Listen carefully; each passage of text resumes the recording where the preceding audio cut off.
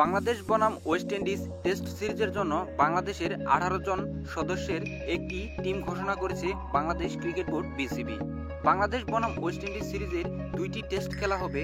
আগামী 3 তারিখ থেকে একটি টেস্ট শুরু হবে এবং আরেকটি টেস্ট শুরু হবে 11 তারিখ থেকে।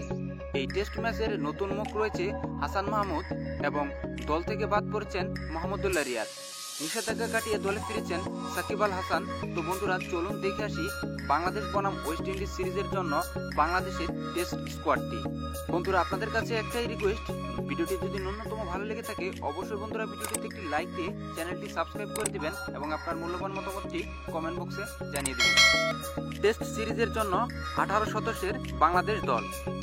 দলে রয়েছেন তামিম ইকবাল, সাকিব আল হাসান, নাজমুল হোসেন শান্ত, মুশফিকুর রহিম, মোহাম্মদ মিঠুন, লিটন কুমার দাস, মুমিনুল হক, নাইম হাসান, তাইজুল ইসলাম, সাইফ হাসান, তাসকিন আহমেদ, আবু জায়েদ রাহি, হাসান মাহমুদ, এবাদত হোসেন, মোস্তাফিজুর রহমান, মেহেদী হাসান মিরাজ, সাদমান ইসলাম এবং ইয়াসির রাব্বি।